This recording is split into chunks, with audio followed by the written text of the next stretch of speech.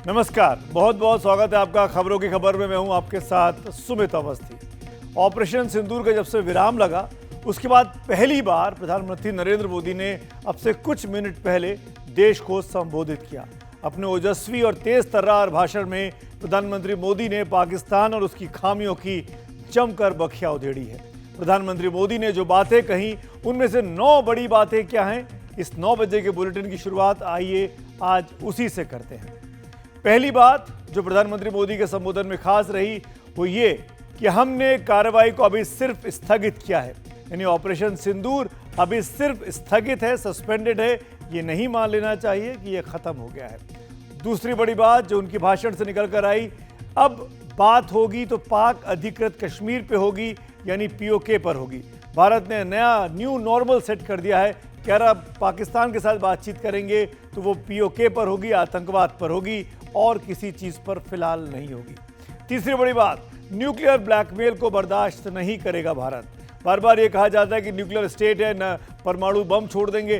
अब भारत इस धमकी से नहीं डरने वाला है। चौथी बड़ी बात, ऑपरेशन सिंदूर सिर्फ नाम नहीं है, ये न्याय की प्रतिज्ञा है।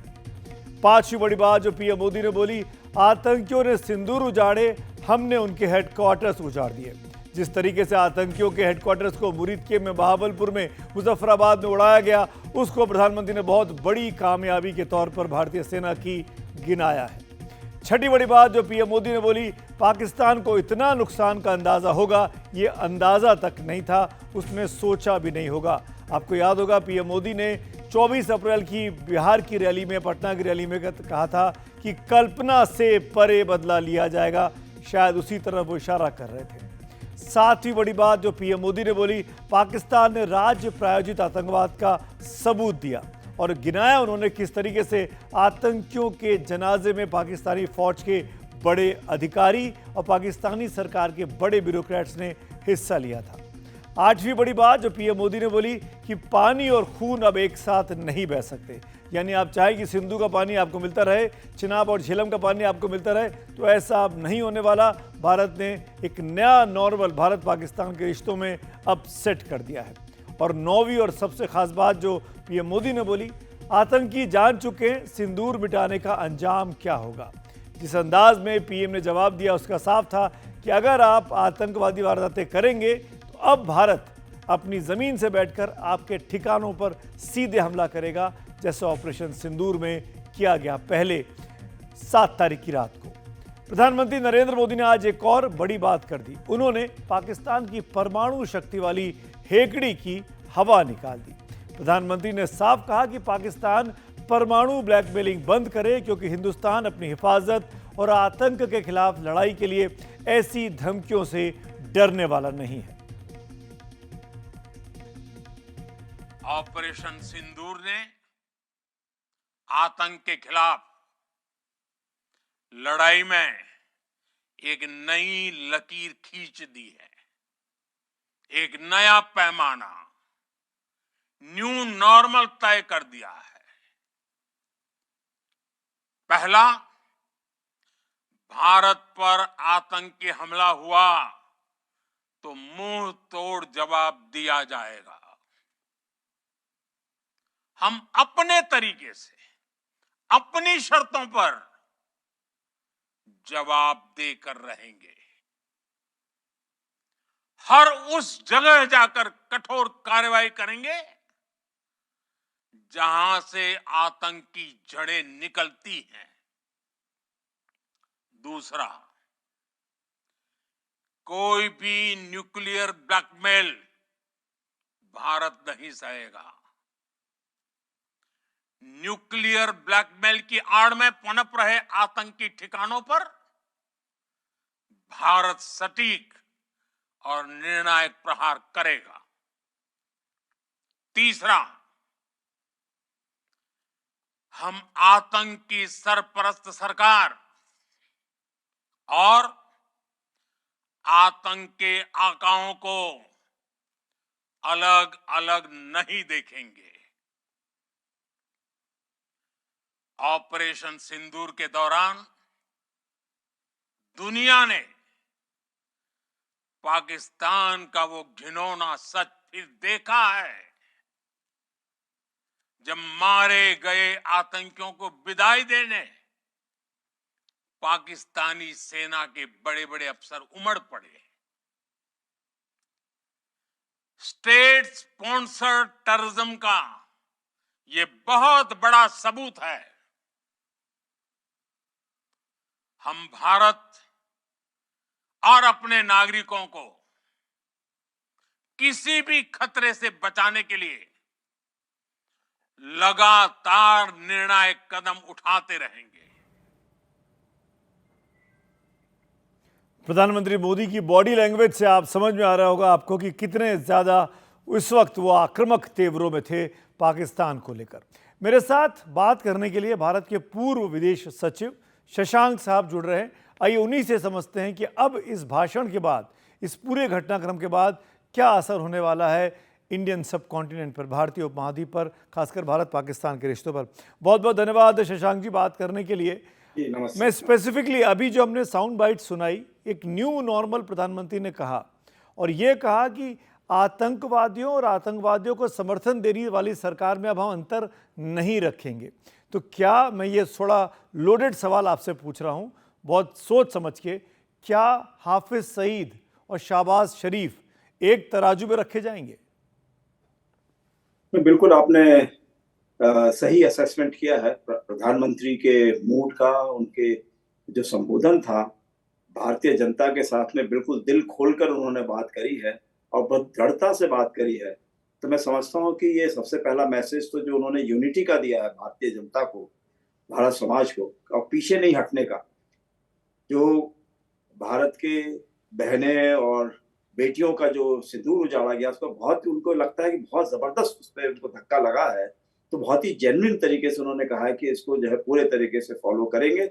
और जो बात आपने कही है कि चाहे उसके आका हो आतंकवाद के या आतंकवाद के जो है सरकारी समर्थन करता हूँ, वो सब एक से ही माने जाएंगे। तो ये बहुत बड़ी बात है। इसका मतलब ये है, जो स्टेट स्पॉन्सर टेररिज्म की बात उन्होंने कही है, तो देखिए अभी हाल में पाकिस्तान तो हमेशा कहता ही रहा है, लेकिन अभी चीन ने भी उनके साथ यही कहना शुरू कर दिया था कि प्रूफ दिखाइए जी, प्रूफ देख रहे हैं जी, कहाँ है आतंकवाद का? आपने हमें पहलगाम का उसका प्रूफ तो दिखाया ही नहीं, कैसे हम उनके खिलाफ एक्शन लें? और उनका असली मतलब क्या था? अपने हथियार बेचना। बिल्कुल, हथियार बेच के पैसा नहीं मिलता है तो पाकिस्तान की जमीन को कब्जा कर लेना। और जमीन किसकी है? वो भारत की जमीन है। वो पीओजेके की जमीन है, उसको कब्जा करने में लगा हुआ है। तो मैं कहूंगा कि पाकिस्तान जो है एक आतंकवाद को तो बढ़ावा देता ही देता है, साथ ही साथ उसने अपने ही लोगों के खिलाफ इतने कार्यक्रम बना रखे हैं कि चीन को अपनी जमीनें देने में लगा हुआ है। बलूचियों को देखिए हालत कैसी है, खैबर पख्तूनख्वा की हालत कैसी है, सिंध की क्या है। तो सब तरफ से जो है सिंध को पानी नहीं मिल रहा है। वो पंजाब में जो है उनके जो ऑफिसर्स हैं, मिलिट्री ऑफिसर्स, उन्होंने नई कॉलोनीज बनाने में लगे हैं, सारी नहरें वहां निकाली जा रही। तो इस तरह की बातें जो वहां होती हैं, तो मेरे ख्याल से अब पाकिस्तान को ये मैसेज, संदेश मिलना चाहिए।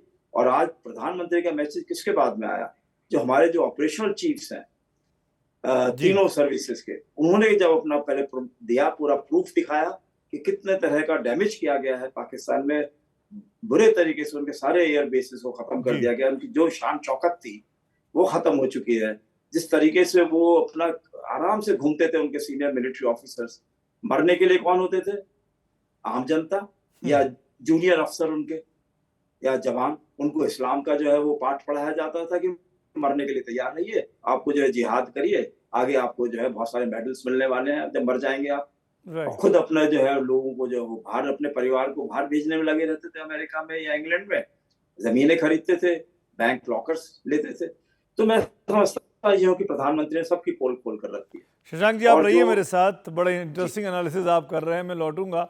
हम प्रधानमंत्री के भाषणों की कुछ खास क्लिप सुनाते जा रहे हैं और शशांक साहब का रिएक्शन लेते जा रहे हैं। और ये बात बिल्कुल ठीक कही पूर्व विदेश सचिव ने कि आज की तारीख में पाकिस्तान में जितने बड़े सैन्य अधिकारी होंगे वो घबराए हुए होंगे। उनको भरोसा नहीं होगा कि कब आकर भारत का कोई बम, कोई ड्रोन, कोई मिसाइल उनके अपनी छत पर, उनके अपने घर पर, उनके अपने दफ्तर पर गिर सकता है। क्योंकि भारत के पास अब वो ताकत है और भारत ने इन 3-4 दिनों में, 7 मई से 10 मई के बीच में, उसका शानदार तरीके से मुजाहरा किया है। जब चाहेंगे, जहां चाहेंगे, जैसे चाहेंगे, अपने हिसाब से उसको ख़त्म कर सकते हैं।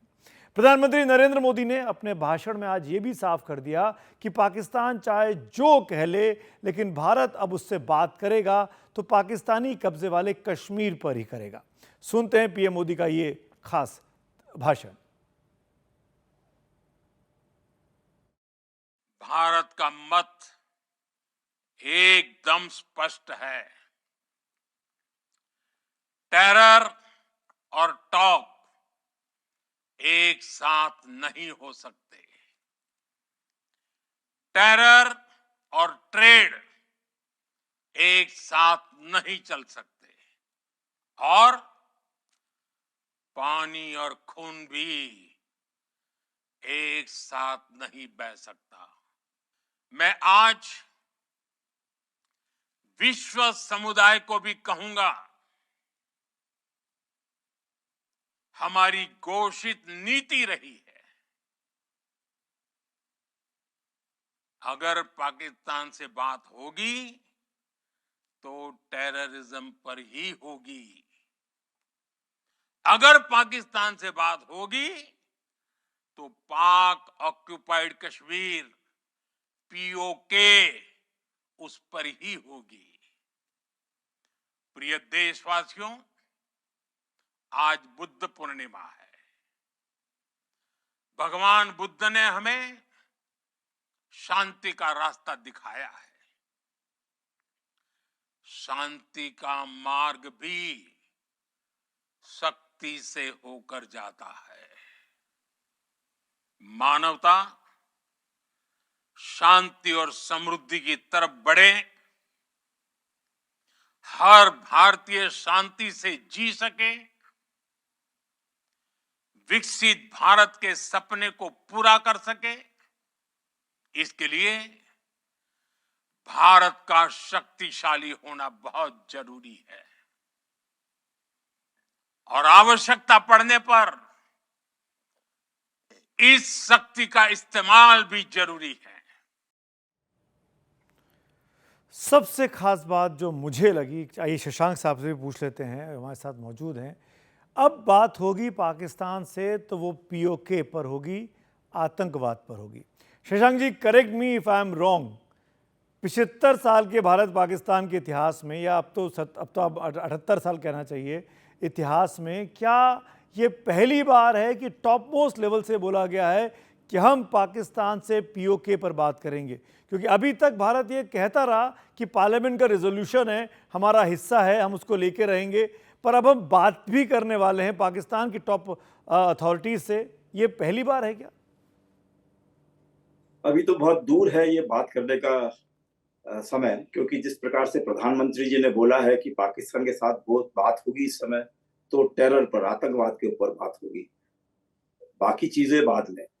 तो मैं समझता नहीं हूं कि अभी ये हाल में होगा, और बात भी होगी अगर कभी तो वो पीओजे पर होगी। तो ये बिल्कुल सही उन्होंने क्लियर कर दिया है, क्योंकि आर्टिकल 370 जब हट गया है और कश्मीर के लोगों ने पूरे दिल से स्वीकार कर लिया है कि भारत के साथ पूरे तरीके से जुड़ने में उनका बहुत बड़ा लक्ष्य पैदा वो हो गया है, पढ़ाई करने को मौका मिल रहा है, वहां पर इन्वेस्टमेंट्स आ रहे हैं, उनके लोग जो है ट्रेड में ज्यादा पार्टिसिपेट कर सकते हैं। और जिस प्रकार से पाकिस्तानी सेना बौखला गई है कि वो देखती है कि जो पाकिस्तान ऑक्यूपाइड जम्मू एंड कश्मीर है, वहां के लोग बहुत ही परेशान हैं।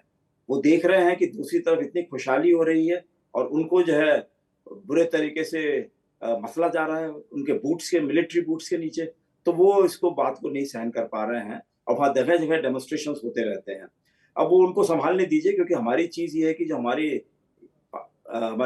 प्रधानमंत्री जी ने बोला है कि हमको यूनिटी रखनी है, वो बहुत आवश्यक है। मैं इस बात से बहुत फिर से उस बात को कहता हूँ कि बहुत बड़ी बात उन्होंने कही है और पीओजेके पे बात होगी। और वो बात क्या होगी, वो तो मेरे ख्याल से उनको छोड़ना ही है।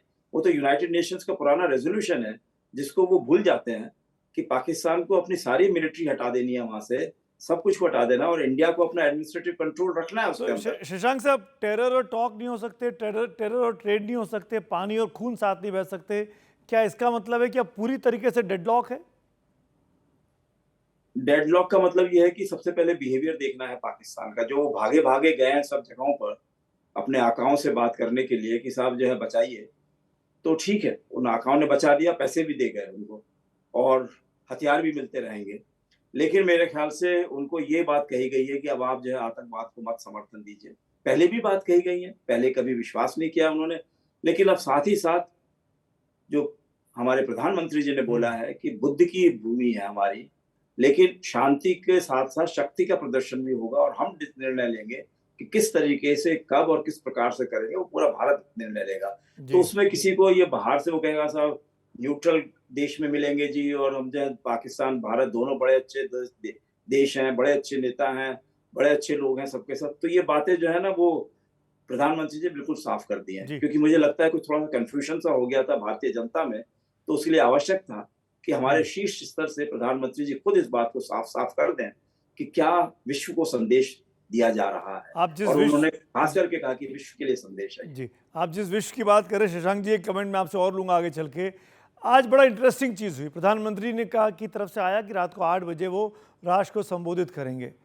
इंडियन टाइम के अनुसार शाम को 7:30 बजे अमेरिकी राष्ट्रपति डोनाल्ड ट्रंप साहब का बयान सामने आ गया और उन्होंने वहाँ अमेरिका में बयान दिया भारत पाकिस्तान के इस वर्तमान में जो ऑपरेशन सिंदूर को लेकर या पहलगाम के बाद की जो परिस्थिति है उसको लेकर।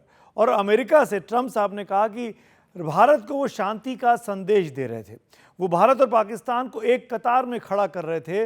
लेकिन प्रधानमंत्री नरेंद्र मोदी ने ट्रंप के बाद जो भाषण दिया वो बहुत खास है।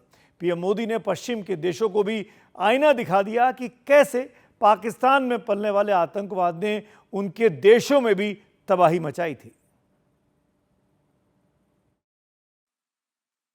बहावलपुर और मुरिद के जैसे आतंकी ठिकाने एक प्रकार से ग्लोबल टेररिज्म की यूनिवर्सिटीज रही है। दुनिया में कहीं पर भी जो बड़े आतंकी हमले हुए हैं, चाहे 9/11 हो, चाहे लंदन ट्यूब बॉम्बिंग हो, या भारत में दशकों से जो बड़े बड़े आतंकी हमले हुए हैं, उन सब के तार कहीं ना कहीं आतंक के इन्हीं ठिकानों से जुड़ते रहे हैं। आतंकियों ने हमारी बहनों का सिंदूर उजाड़ा था, इसलिए भारत ने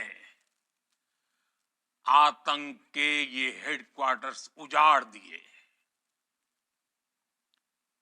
भारत के इन हमलों में 100 से अधिक खूंखार आतंकवादियों को मौत के घाट उतारा गया है। आतंक के बहुत सारे आका बीते 2.5-3 दशकों से खुलेआम पाकिस्तान में घूम रहे थे, जो भारत के खिलाफ साजिशें करते थे। उन्हें भारत ने एक झटके में खत्म कर दिया। बहुत इंटरेस्टिंग रहा, वहाँ पर डोनाल्ड ट्रंप भारत को नसीहत दे रहे हैं, ये भी कह रहे हैं कि व्यापार होगा तो इस पूरे कॉन्फ्लिक्ट जो चल रहा है उसके समाप्त होने के बाद होगा। शशांक साहब, एक आखिरी कमेंट मैं आपसे लेना चाहूँगा। अमेरिका के अंदर 9/11 हुआ, हम सब ने देखा जिस तरीके से WTC पर अटैक हुआ। अमेरिका में आतंकवाद को लेकर भी क्या परसेप्शन है हम सब जानते हैं। इसके बावजूद भी डोनाल्ड ट्रंप भारत और पाकिस्तान को पहलगाम जैसे नृशंस हत्याकांड के बाद भी एक साथ रखकर तौलते हैं, एक साथ रखकर बात करते हैं। उसके बाद पीएम मोदी का उनको आईना दिखाना कि भाई आप भी याद रखिए कि आपके देश में आतंकवाद कौन फैला रहा था, इसको आप कैसे देखते हैं? देखिए, इसमें 2 चीजें हमें ध्यान में रखनी है। एक तो ये कि एक अमेरिका में एक डीप स्टेट कहने वाला एक संस्थागत है, चाहे ब्यूरोक्रेट्स हों, चाहे आर्म्स लॉबीज हों, चाहे तरह तरह के ऐसे लोग हों जो पूरे विश्व पे सोचते हैं कि अगर छोटे से देश अंग्रेजों ने 100 साल 200 साल विश्व पे कब्जा कर लिया, तो इतना बड़ा देश अमेरिका वो कैसे जल्दी छोड़ सकता है, उसको भी अपना लंबा वो रखना है और हथियार देने हैं सबको। तो वो हथियारों की लॉबी जो है तो वो बहुत काम करती है वहां पर इस तरह के मसलों पर। और वो हो सकता है कि ट्रंप साहब के ऊपर उनका ध्यान रहा हो कि पाकिस्तान को दोगे तो हथियार खरीदेंगे, आईएमएफ से लोन मिल जाएगा, उससे भी अमेरिका को भी फायदा होगा, पाकिस्तान को भी हथियार खरीदने में आसानी हो जाएगी, वर्ल्ड बैंक से लोन मिल जाएगा। उनको इस समय यह है कि चीनी हथियार ना ले लें, क्योंकि चीन दिखाने की कोशिश कर रहा है कि उसके हथियार बहुत अच्छी क्वालिटी के हैं, अमेरिका से ज्यादा अच्छी क्वालिटी के, उन्होंने सबको कॉपी कर लिया है, जी। अमेरिका के भी, इसराइल के भी और जगहों के, रशिया के भी। तो वो कहते हैं कि भाई ये तो बहुत सस्ते दामों पे मिल जाएगा, और पाकिस्तानी बोलते हैं सीधे सीधे। जी शशांक साहब, क्या आप मुझे सुन पा रहे हैं? विदेश सचिव शशांक, पूर्व विदेश सचिव शशांक साहब से हम बात कर रहे थे। लाइन में कुछ दिक्कत है, बात नहीं हो पा रही, लेकिन कुल मिलाकर प्रधानमंत्री के आज के भाषण को लेकर जो विश्लेषण है वो यही समझ में आता है कि आज भारत ने बहुत ही साफ, स्पष्ट और आक्रामक तरीके से बता दिया है कि पाकिस्तान की नापाक हरकतें अब कतई भी भारत नहीं स्वीकार करने वाला है। पीएम मोदी ने यह भी साफ किया कि कैसे शनिवार को सीज फायर पर दोनों देशों में सहमति बनी। उसके लिए पाकिस्तान ने कैसे गुहार लगाई कि भाई अब तो शांति कर लो।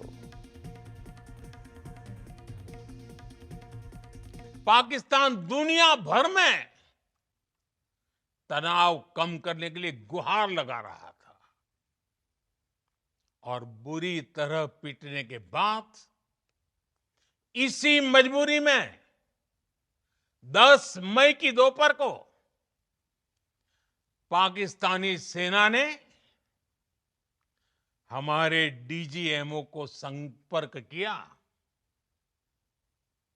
तब तक हम आतंकवाद के इंफ्रास्ट्रक्चर को बड़े पैमाने पर तबाह कर चुके थे, आतंकियों को मौत के घाट उतार दिया गया था। पाकिस्तान के सीने में बसाए गए आतंक के अड्डों को हमने खंडहर बना दिया था। इसलिए जब पाकिस्तान की तरफ से गुहार लगाई गई, पाकिस्तान की तरफ से जब ये कहा गया कि उसकी ओर से आगे कोई आतंकी गतिविधि और सैन्य दुस्साहस नहीं दिखाया जाएगा, तो भारत ने भी उस पर विचार किया। और मैं फिर दोहरा रहा हूं, हमने पाकिस्तान के आतंकी और सैन्य ठिकानों पर अपनी जवाबी कार्रवाई को अभी सिर्फ स्थगित किया है। आने वाले दिनों में हम पाकिस्तान के हर कदम को इस कसौटी पर मापेंगे कि वो क्या रवैया अपनाता है। प्रधानमंत्री मोदी ने पाकिस्तान को बता दिया कि आतंक पर करारा जवाब मिलेगा, लेकिन इसमें भी पाकिस्तान के लिए एक नसीहत थी। प्रधानमंत्री ने बताया कि पाकिस्तान की बर्बादी उसके आतंक में ही छुपी हुई थी। निश्चित तौर पर ये युग युद्ध का नहीं है, लेकिन ये युग आतंकवाद का भी नहीं है। टेररिज्म के खिलाफ जीरो टॉलरेंस, ये एक बेहतर दुनिया की गारंटी है। साथियों, पाकिस्तानी फौज, पाकिस्तान की सरकार जिस तरह आतंकवाद को खाद पानी दे रहे हैं, वो एक दिन पाकिस्तान को ही समाप्त कर देगा। पाकिस्तान को अगर बचना है तो उसे अपने टेरर इंफ्रास्ट्रक्चर का सफाया करना ही होगा। 6 और 7 मई की दरमियानी रात को जब ऑपरेशन सिंदूर सामने आया तो दुनिया चौंक गई। आखिर कैसे और किस जज्बे के साथ ये ऑपरेशन चलाया गया, इसको भी प्रधानमंत्री मोदी ने आज साफ साफ बताया।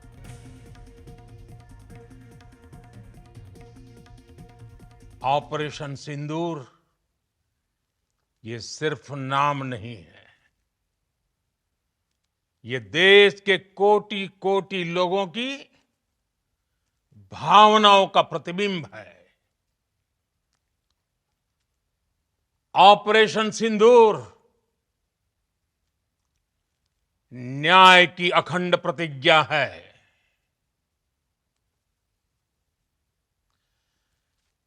6 मई की देर रात, 7 मई की सुबह पूरी दुनिया ने इस प्रतिज्ञा को परिणाम में बदलते देखा है। भारत की सेनाओं ने पाकिस्तान में आतंक के ठिकानों पर, उनके ट्रेनिंग सेंटर्स पर सटीक प्रहार किया। आतंकियों ने सपने में भी नहीं सोचा था कि भारत इतना बड़ा फैसला ले सकता है। लेकिन जब देश एकजुट होता है, नेशन फर्स्ट की भावना से भरा होता है, राष्ट्र सर्वोपरि होता है, तो फौलादी फैसले लिए जाते हैं, परिणाम लाकर दिखाए जाते हैं। जब पाकिस्तान में आतंक के अड्डों पर भारत की मिसाइलों ने हमला बोला, भारत के ड्रोन्स ने हमला बोला,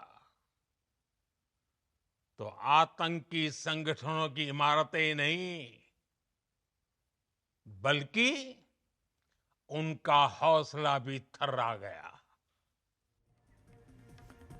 तो प्रधानमंत्री मोदी ने कहा कि ऑपरेशन सिंदूर वाला फैसला भारत सरकार का एक फौलादी फैसला था। और आखिर में सबसे अहम बात जिसे पीएम मोदी ने रेखांकित किया, और वो ये कि आतंक के खिलाफ अब लड़ाई में ऑपरेशन सिंदूर सबसे बड़ा प्रतीक है, और ऐसे ऑपरेशन ही अब भारत की असली नीति है। साथियों, भारत की तीनों सेनाएं, हमारी एयरफोर्स, हमारी आर्मी और हमारी नेवी, हमारी border security force BSF, Bharat के अर्धसैनिक बल लगातार अलर्ट पर है। सर्जिकल स्ट्राइक और एयर स्ट्राइक के बाद अब ऑपरेशन सिंदूर आतंक के खिलाफ भारत की नीति है। इस बीच भारत और पाकिस्तान के डीजीएमओ के बीच आज शाम बातचीत हुई, जिसकी रजामंदी 2 दिन पहले शनिवार को बनी थी। इसमें यह तय हुआ कि दोनों देश एक दूसरे पर एक भी गोली अब नहीं चलाएंगे, न ही कोई हमलावर यानी आक्रामक कार्रवाई एक दूसरे के खिलाफ करेंगे। उसी तरह बॉर्डर और अग्रिम पॉइंट पर सैनिक की जो संख्या है वो भी कम की जाएगी। इस पर भी बात हुई है, सहमति बनी है। लेकिन पाकिस्तान की जुबान पर यकीन करना इस वक्त थोड़ा मुश्किल है। इसीलिए प्रधानमंत्री मोदी ने पहलगाम कांड के बाद ही पाकिस्तान के विरुद्ध खींच दी है ऑपरेशन सिंदूर की लाल रेखा। क्या है ये लाल रेखा, इसको समझने के लिए देखिए हमारी ये बेहद खास रिपोर्ट। जब नाश मनुज पर छाता है, पहले विवेक मर जाता है।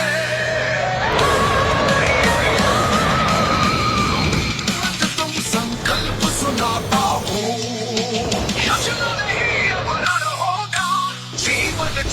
ही मरण होगा।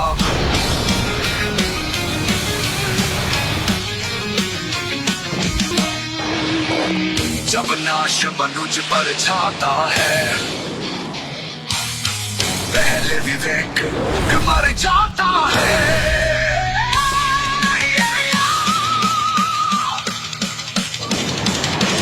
हिंदू वचन नहीं तूने माना, मैत्री का मूल्य न पहचाना, बोले मैं भी अब जाता हूँ, अंतिम संकल्प सुनाता हूँ।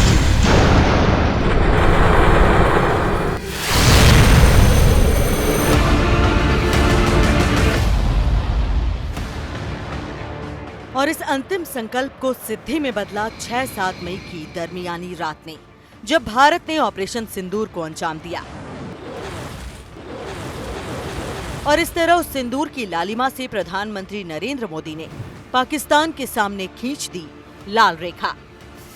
ऑपरेशन सिंदूर ने आतंक के खिलाफ लड़ाई में एक नई लकीर खींच दी है, एक नया पैमाना, न्यू नॉर्मल तय कर दिया है। भारत पर आतंकी हमला हुआ तो मुंह तोड़ जवाब दिया जाएगा। हम अपने तरीके से, अपनी शर्तों पर जवाब देकर रहेंगे। प्रधानमंत्री मोदी ने पहलगाम के पाप के लिए पाकिस्तान के सामने लाल रेखा खींची है। उसकी क्रोनोलॉजी समझिए। 24 अप्रैल को प्रधानमंत्री नरेंद्र मोदी ने कहा कि पहलगाम के दोषियों को ऐसी सजा मिलेगी जिसकी कल्पना नहीं की गई होगी। इस बीच पाकिस्तान का तनाव बढ़ाने के लिए उससे तमाम संबंध तोड़ने से लेकर सिंधु जल समझौता रोका जाना एक अहम कदम था। 30 अप्रैल को प्रधानमंत्री नरेंद्र मोदी ने सेना को ऑपरेशन के लिए खुली छूट दे दी। उसके बाद 6-7 मई की रात दुनिया ने देखा कि कैसे भारत ने पाकिस्तान के 9 आतंकी ठिकानों को ऑपरेशन सिंदूर से मटियामेट कर दिया। उसके बाद भी ऑपरेशन सिंदूर खत्म नहीं हुआ, बल्कि बदस्तूर जारी है। और 10 मई को जब पाकिस्तान ने सीज फायर का वादा करके उसे तोड़ा, तो ये भी बता दिया कि अब पाकिस्तान से किसी भी तरह का आतंकी हमला सैन्य कार्रवाई मानी जाएगी। जब पाकिस्तान की सेना ने आतंकवाद के समर्थन में सीज फायर का उल्लंघन तेज कर दिया और अचानक ड्रोन अटैक बढ़ा दिया, तो भारतीय सेना ने उसे मुंहतोड़ जवाब दिया। आपने देखा कि जब जब पाकिस्तान एयरफोर्स ने हमारे एयरफील्ड्स और लॉजिस्टिक इंस्टॉलेशंस में 9 और 10 मई की रात को लगातार हमले किए, वो इस मजबूत एयर डिफेंस ग्रिड के सामने विफल हो गए। तो कोई मौका नहीं था कि पाकिस्तान एयरफोर्स ये मल्टी टियर डिफेंस को पार करके पीछे हमारी एयरफील्ड्स या लॉजिस्टिक इंस्टॉलेशंस को टारगेट कर पाए। प्रधानमंत्री नरेंद्र मोदी ने ऑपरेशन सिंदूर की लाल रेखा खींचकर पाकिस्तान को उसके ही घर में कैद कर दिया। पाकिस्तान जान गया कि उसकी एक गलत हरकत उसके सैनिक ठिकानों को तबाह करने के लिए काफी है। पाकिस्तान ये भी जान गया कि महज 23 सेकंड में उसके एयर डिफेंस सिस्टम को खत्म करने की क्षमता भारत रखता है। एक तरफ पाकिस्तान पर अंतर्राष्ट्रीय दबाव बढ़ा, तो दूसरी तरफ उसको भारत से वीजा पर भी पाबंदी लग गई। This is the aftermath of our strike at Rahim Yar Khan Air Base. You can see the massive crater that it has left. Rahim Khan airbase को मिट्टी में मिलाने वाली तस्वीर दिखाकर भारतीय वायुसेना ने पाकिस्तान को बता दिया कि आतंकवादियों का साथ देकर उसने बहुत बड़ी गलती कर दी। भारत ने सीज फायर होने तक पाकिस्तान के 9 सैनिक ठिकानों को खत्म कर दिया था। पाकिस्तान के तमाम वायु ठिकाने, उसके कमांड सेंटर, उनके सैनिक इंफ्रास्ट्रक्चर, सब कुछ तबाह कर दिए गए। Decision was taken to strike where it would hurt, and towards that, in a swift, coordinated, calibrated attack, we struck his air bases, command centers, military infrastructure, air defense systems across the entire Western Front. The bases we struck include Chaklala, Rafiki, and mind you, Chaklala is Islamabad. Rahim Yar Khan, Sakar, sending a clear message that aggression will not be tolerated. Pakistan के army chief Asim Munir ने पहलगाम के पहले से सोचा था कि वो कश्मीर को हासिल कर लेंगे, लेकिन अब पाकिस्तान के खिलाफ पाकिस्तानी कब्जे वाले कश्मीर के तेवर बता रहे हैं कि जल्द ही वो भारत का हिस्सा होगा। एनडीटीवी इंडिया की रिपोर्ट। आइए एक बार फिर पाकिस्तान की झूठ के पोल खोलते हैं। आतंकवाद की जमीन मटियामेट होने के बाद पाकिस्तान अब अपनी फजीहत खुद कराने में लग गया है। एक तस्वीर लगातार चर्चा में है जिसमें आतंकियों के जनाजे में पाकिस्तानी फौज के अधिकारी खड़े दिख रहे हैं। यहां तक तो ठीक था। इस तस्वीर में एक आतंकी भी दिख रहा है, जिससे पाकिस्तानी सेना से जब पूछा गया कि आतंकी वहां कैसे मौजूद था, ये तो वांटेड है, तो पाकिस्तानी सेना ने कहा कि ये तो एक सामान्य नागरिक है। लेकिन पाकिस्तान के सेना की इस झूठ को तुरंत पकड़ लिया गया और ये साफ हो गया कि जो शख्स दिखाई दे रहा है ये मोस्ट वांटेड टेररिस्ट में से एक है। ये रिपोर्ट देखिए।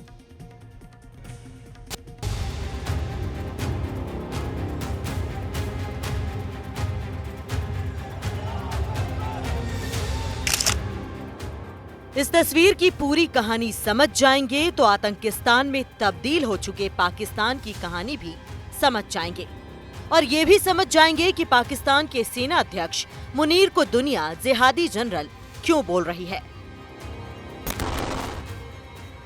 ऑपरेशन सिंदूर के तहत 6 और 7 मई की दरमियानी रात भारत ने पाकिस्तान के जिन 9 इलाकों में मिसाइल से प्रहार किया, उनमें मुरीद के का आतंकी ढांचा भी शामिल था।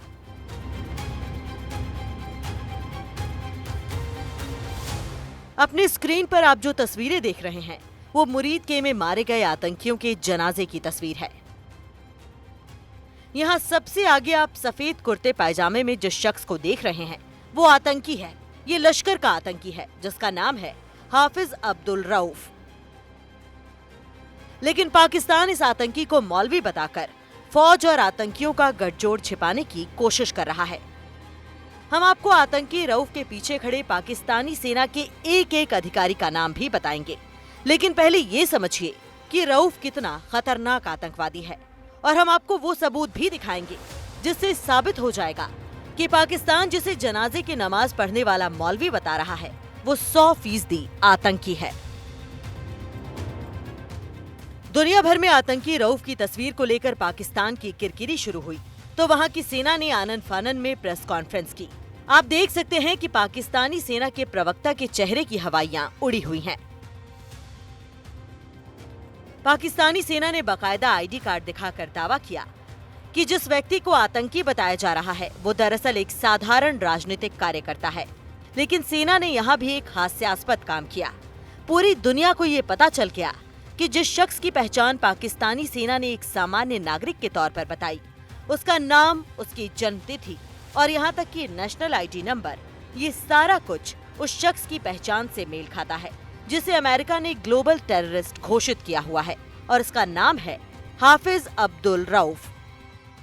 अब्दुल हाफिज रऊफ को लेकर पाकिस्तानी सेना के प्रवक्ता ने जो उसकी पहचान पत्र को लेकर या उसकी नागरिकता को लेकर जो डिटेल दिए, उन डिटेल्स को मैच किया गया तो पता चला कि ये एक लश्कर-ए-तैयबा का आतंकवादी है जिसको अमेरिका ने पहले ही ग्लोबल टेररिस्ट घोषित कर रखा है।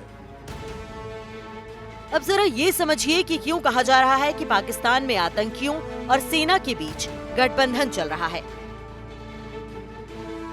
जो लोग आतंकी हाफिज अब्दुल रऊफ के पीछे खड़े हैं उनके बारे में जानिए। Lieutenant general Faiyaz Hussain Shah, 4 corps commander Lahore. Major general Rao Imran Sartaj, 11वीं infantry division Lahore. Brigadier Mohammad Furqan Shabbir, 15वीं hybrid mechanised brigade. Doctor Usman Anwar, Punjab police महानिरीक्षक। तस्वीर दिखाना चाहूंगा, आप ये तस्वीर देखिए। ये तस्वीर कोई साधारण तस्वीर नहीं है। यह तस्वीर है उन आतंकवादियों का जिनका जनाजा निकला और इस तस्वीर में मैं दिखाना चाहूंगा कि ये जो खड़ा है सामने व्यक्ति, इस व्यक्ति का नाम है, ये एलईटी का कमांडर है, लश्कर तैयबा का कमांडर है अब्दुल रऊफ, जो खुद एक स्पेशली डेजिग्नेटेड ग्लोबल टेररिस्ट, जिसको यूएस के ट्रेजरी बेंच ने डेजिग्नेट कर रखा है, अमेरिका के ट्रेजरी बेंच ने इसे आतंकवादी घोषित कर रखा है, वह सामने खड़ा है जनाजे में।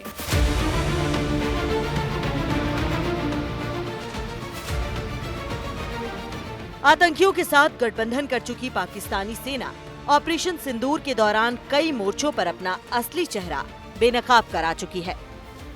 सीज फायर को लेकर भी वहां की सरकार और सेना में मतभेद सामने आ चुके हैं। मिसाल के तौर पर अमेरिकी विदेश मंत्री ने पहले तो दो बार पाकिस्तान के प्रधानमंत्री शहबाज शरीफ से बात की, लेकिन उसके बाद भी उन्हें पाकिस्तानी सेना अध्यक्ष आसिम मुनीर को भी फोन करना पड़ा। आप अंदाजा लगा सकते हैं कि पाकिस्तान में 2 पावर सेंटर हैं।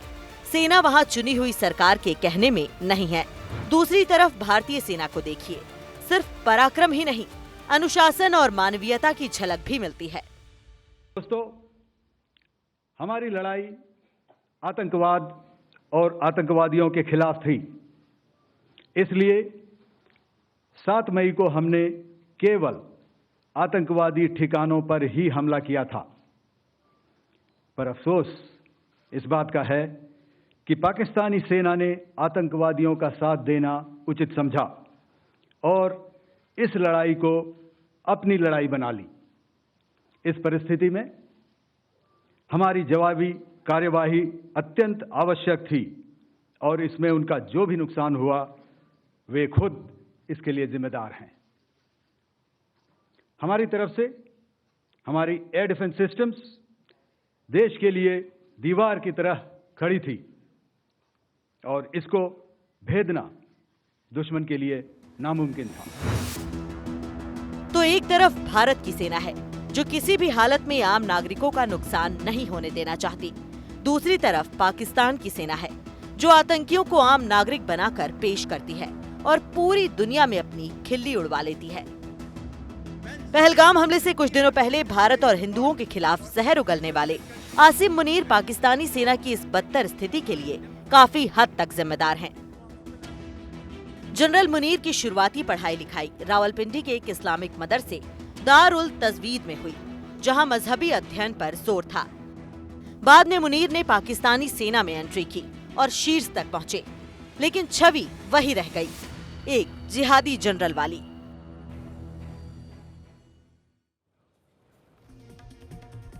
आतंक के खिलाफ निर्णायक प्रहार में भारत ने बताया कि उसने क्या क्या कदम उठाए हैं, बाकायदा तस्वीर और वीडियो भी दिखाए। वहीं पाकिस्तान इस पूरे मामले पर सिर्फ बयानबाजी करता दिखा। इस पर युद्ध इतिहासकार टॉम कूपर ने कहा कि जब एक पक्ष के परमाणु हथियार भंडारण सुविधाओं पर बमबारी कर रहा हो और दूसरे के पास जवाबी कार्रवाई करने की कोई क्षमता ना हो, तो मेरी दृष्टि में यह स्पष्ट जीत है। इसमें कोई हैरानी नहीं कि इस्लामाबाद ने सीज फायर की पहल की थी। और कैसे पाकिस्तान सिर्फ डींगे हाँक रहा है, इसको समझने के लिए एनडीटीवी वर्ल्ड के हमारे सहयोगी अर्जुन समर महेंद्रन की ये रिपोर्ट देखिए।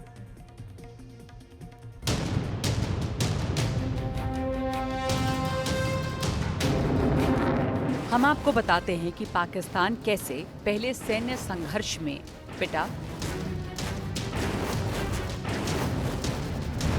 और अब शनिवार शाम 5 बजे से लागू संघर्ष समझौते के बाद भी किस तरह उसका मजाक बन रहा है। अंतर्राष्ट्रीय मीडिया में पाकिस्तान की दलीलें काम नहीं आ रही हैं।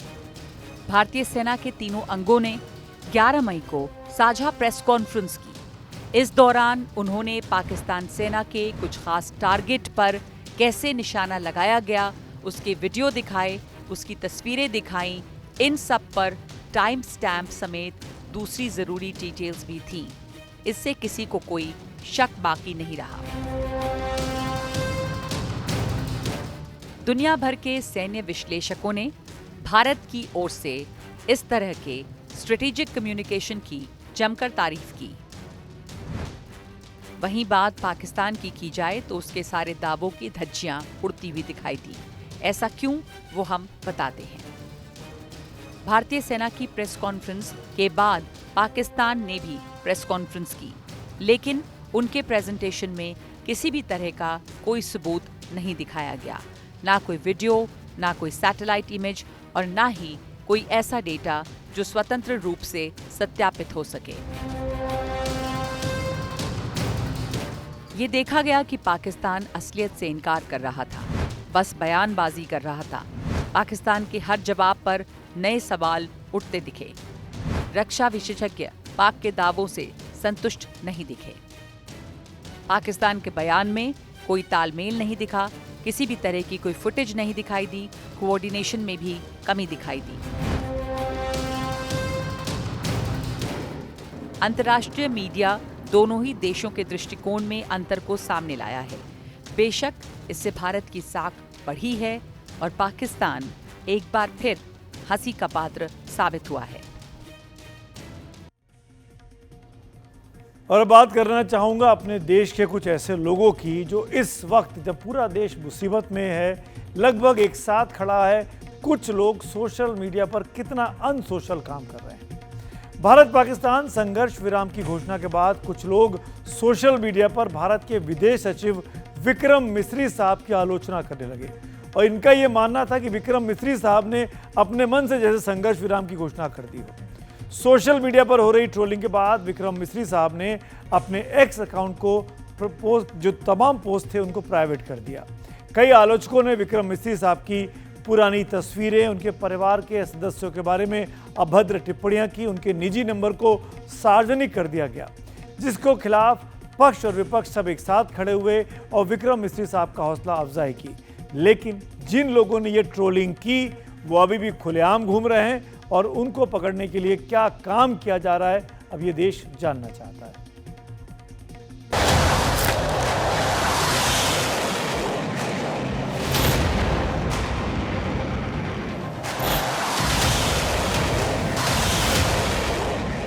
पहलगाम हमले के बाद भारत की पीओके और पाकिस्तान के आतंकी ठिकानों पर स्ट्राइक के गर्व के पलों को दुनिया के सामने रखने वाले थे विदेश सचिव विक्रम मिस्री। आज सुबह जैसा कि आपको ज्ञात होगा, भारत ने इस तरह के सीमा पार हमलों का जवाब देने और उन्हें रोकने तथा उनका प्रतिरोध करने के अपने अधिकार का प्रयोग किया है। ये कार्यवाही नपीतुली, नॉन एस्केलेटरी, अनुपातिक और जिम्मेदारीपूर्ण है। यह आतंकवाद की इंफ्रास्ट्रक्चर को समाप्त करने और भारत में भेजे जाने वाले संभावित आतंकवादियों को अक्षम बनाने पर केंद्रित है। 4 दिन तक चले भारत और पाक के बीच संघर्ष और भारत के हर सटीक हमले की जानकारी सामने रखने वाले थे विक्रम मिस्री। ये जो हमले हुए कल रात को भारतीय सैन्य इकाइयों ने पर्याप्त रूप से और एक जिम्मेदाराना रुख अपनाते हुए इन हरकतों का उत्तर दिया। 10 मई को कूटनीतिक वार्ता के बाद सीज फायर पर सहमति की जानकारी को देश के साथ साझा करने वाले भी थे Vikram Misri. Director General of Military Operations of Pakistan called the Director General of Military Operations of India at 15:35 hours earlier this afternoon. It was agreed between them that both sides would stop all firing and military action on land and in the air and sea with effect from 1700 hours Indian Standard Time today. लेकिन 10 मई को मिस्री ने जब cease fire का ऐलान किया तो उसके कुछ ही घंटों बाद कुछ अराजक तत्व जो विदेश नीति या भारत पाक जैसे संवेदनशील मुद्दे पर जरा भी जानकारी नहीं रखते, उन्होंने अपनी फूहड़ भाषा में मिस्री पर पक्तियां कसना शुरू कर दिया। ट्रोलर्स ने उनके लिए गद्दार और देशद्रोही जैसे अपमानजनक शब्दों का इस्तेमाल किया, लेकिन बात यहीं तक सीमित नहीं रही। ट्रोल्स ने मिस्री की निजी जिंदगी पर भी हमला बोला और उनकी बेटियों को निशाना बनाया। बेटियों की पुरानी तस्वीरें और सोशल मीडिया पोस्ट्स को खोदकर अपमानजनक कमेंट्स किए गए। मजबूरन उन्हें अपना ट्विटर अकाउंट प्राइवेट करना पड़ा। हालांकि हर तरफ नकारात्मकता नहीं है, कई लोग मिस्री के इस कदम की सराहना भी कर रहे हैं। AIMIM के प्रमुख असदुद्दीन ओवैसी ने ट्रोल्स के खिलाफ एक्स पर लिखा कि ईमानदार और मेहनती अधिकारी पर केवल केंद्र द्वारा लिए गए निर्णय को बताने के लिए हमला नहीं किया जाना चाहिए।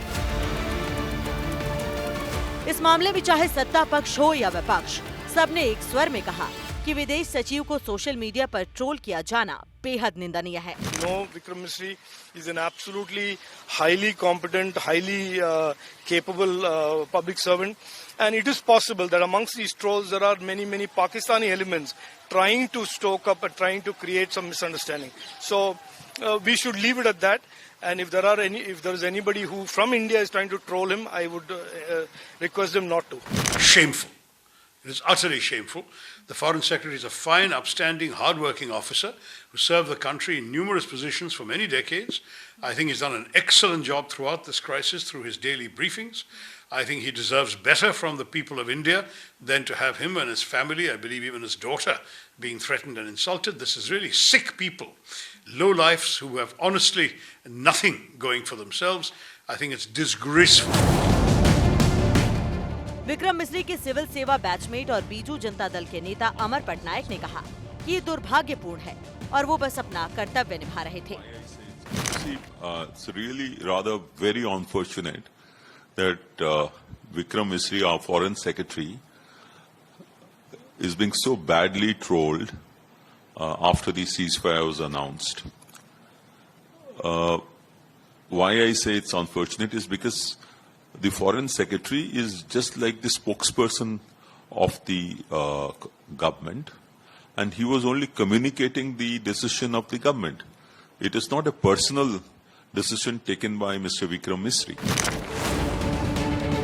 विरोध लोकतंत्र की खूबसूरती है, लेकिन इसके भी दायरे होते हैं। किसी बात की आलोचना करते हुए इस सीमा को समझना जरूरी है। बात सोशल मीडिया की हो तो वहाँ पर ट्रोलर कई बार सारे नियम कायदों को तोड़ देते हैं।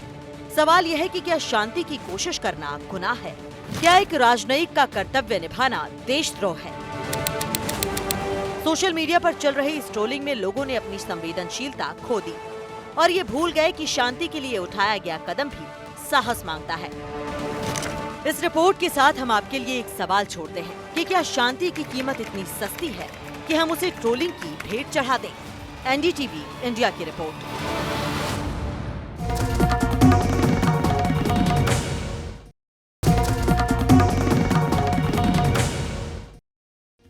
भारत ने रक्षा के क्षेत्र में स्वदेशी हथियार बनाकर दुनिया के लिए एक मिसाल कायम कर दी है। हाल के भारत पाकिस्तान तनाव में ऑपरेशन सिंदूर में इन हथियारों की भूमिका ने इन्हें और भी चर्चा में ला दिया। आकाश, ब्रह्मोस और स्काई स्ट्राइकर जैसे हथियार भारत के आत्मनिर्भर भारत अभियान का हिस्सा हैं। ये हथियार न केवल विदेशी आयात पर निर्भरता को कम करते हैं, बल्कि भारतीय रक्षा उद्योग को भी मजबूती प्रदान करते हैं।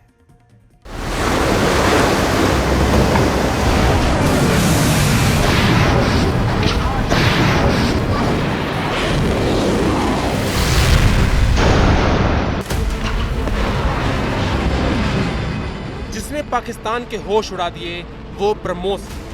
ऑपरेशन सिंदूर की कामयाबी इस हिंदुस्तानी शक्ति और हुनर से बनी मिसाइल क्षमता से युक्त ब्रह्मोस की वजह से हुई। ये आत्मनिर्भर भारत की शानदार झलक है। आज दुनिया देख रही है 21वीं सदी के वॉरफेयर में made in India defence equipments, इसका समय आ चुका है।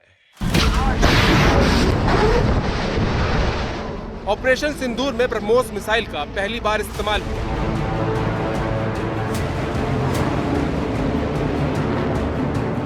इसने पाकिस्तान के कई एयरबेस को तबाह किया और पाकिस्तान रक्षा प्रणाली को हिला डाला। ब्रह्मोस की ताकत इतनी है कि ये चंद सेकंड्स में पाकिस्तानी शहरों को अपना निशाना बना सकता है। ब्रह्मोस एक स्वदेशी मिसाइल है।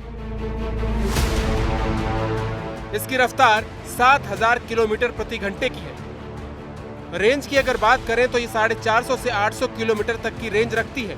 यानी पाकिस्तान नहीं सुधरा तो पेशावर तक जाकर तबाही मचा सकती है। ब्रह्मोस मिसाइल भारत की सबसे घातक मिसाइलों में से एक है और दुनिया की सबसे असरदार क्रूज मिसाइल है। ये हवा से अपना रास्ता बदलने में सक्षम है। इसके वर्जन समंदर, जमीन और आसमान तीनों में है। ब्रह्मोस आधुनिक डिफेंस सिस्टम को भेदने की क्षमता रखती है और पारंपरिक सबसोनिक मिसाइल से 3 गुना तेज भी है। ब्रह्मोस की ऊंचाई कम होने की वजह से इसे ट्रैक करना बेहद मुश्किल है। ये मिसाइल इतनी फुर्ती से काम करती है कि दुश्मन के पास रिएक्ट करने का वक्त नहीं रहता। सबसे अच्छी बात यह है कि इसे कहीं से भी लॉन्च किया जा सकता है।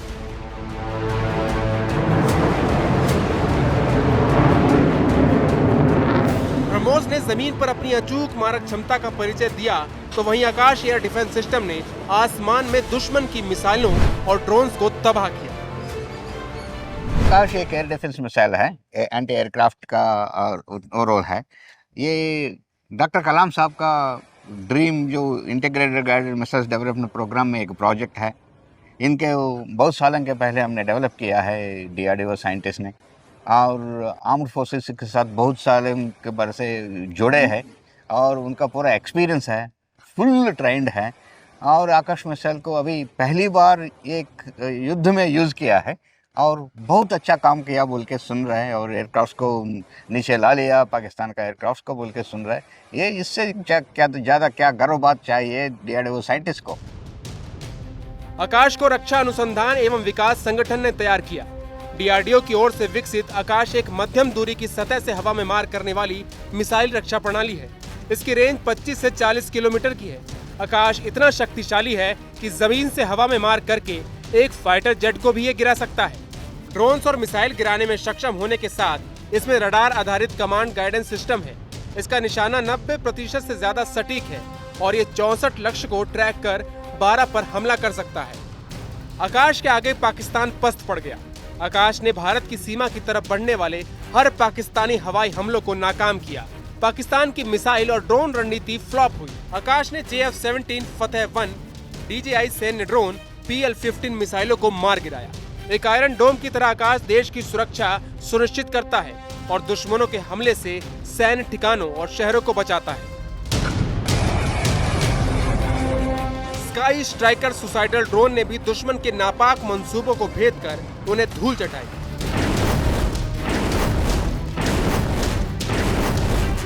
स्काई स्ट्राइकर एक स्वायत्त लॉइटरिंग म्यूनिशन है जिसे भारत और इजराइल की साझेदारी के तहत विकसित किया गया है। बाज की नजर और बम जैसे कहर से इस ड्रोन ने खूब तबाही मचाई। स्काई स्ट्राइकर लक्ष्य क्षेत्र में लंबे समय तक मंडरा सकता है, लक्ष्य की पहचान कर सकता है, सटीक हमला कर सकता है। यह 5 से 10 किलोग्राम का विस्फोटक पेलोड ले जा सकता है जो छोटे लेकिन महत्वपूर्ण लक्ष्यों को नष्ट करने में प्रभावी है। इसे बार बार नियंत्रण की जरूरत नहीं पड़ती क्योंकि यह ड्रोन स्वायत्त रूप से लक्ष्य को ट्रैक और नष्ट कर सकता है। इसकी रेंज और गति इसे शहरी और जटिल इलाकों में प्रभावी बनाती है। DRDO, भारत डायनेमिक्स लिमिटेड और भारत इलेक्ट्रॉनिक्स लिमिटेड जैसे संगठनों ने विश्व स्तरीय हथियार प्रणालियों का निर्माण किया है। ये न केवल भारत की सुरक्षा को मजबूत कर रहे हैं बल्कि पड़ोसी देशों खासकर पाकिस्तान के लिए एक बड़ा खतरा बन गए हैं। बहुत सारा रेडार्स देश में डेवलप किया है। हमारा कैपेबिलिटी रेडार्स में बहुत अच्छा है। कुछ भी रेडार चाहिए देश में बनाने का ताकत है अभी, और आर्म्ड फोर्सेस के साथ DRDO डेवलप्ड रेडार्स बहुत सारे हैं। ये रेडार्स बहुत अच्छा काम किया लग रहा है क्योंकि हमारा एयर डिफेंस सिस्टम इतना अच्छा काम किया, मतलब रेडार्स अच्छा काम किया। रेडार्स पहले ट्रैक किया, ड्रोन को ट्रैक किया, UAVs को ट्रैक किया, एयरक्राफ्ट को ट्रैक किया, मिसाइल्स को ट्रैक किया, और इसलिए ये एयर डिफेंस सिस्टम इतना अच्छा काम किया हमारा रेडार्स। और हमारा AWC नेत्रा भी इसमें शामिल होगा, और एयरबॉर्न सिस्टम है, हमारा खुद देश में बनाया सिस्टम है नेत्रा, और इसी का भी यूज़ आया है बोल के मीडिया रिपोर्ट्स में सुन रहे हैं। और इतना सारे इंडिजिनस सिस्टम्स हमने ये कॉन्फ्लिक्ट में यूज़ किया, और indigenous weapons, advanced weapons use किया है। देश का बहुत गर्व बात है। ऑपरेशन सिंदूर सिर्फ दुश्मनों को चेतावनी नहीं है बल्कि भारत की आत्मनिर्भरता और वैज्ञानिक कौशल की जीत है। हमारे वैज्ञानिकों, इंजीनियरों और सैनिकों ने मिलकर यह साबित कर दिया कि भारत अब किसी भी चुनौती के लिए तैयार है। हमारी सेना को हमारा सलाम और स्वदेशी हथियारों पर हमें गर्व है। Bureau report, NDTV India.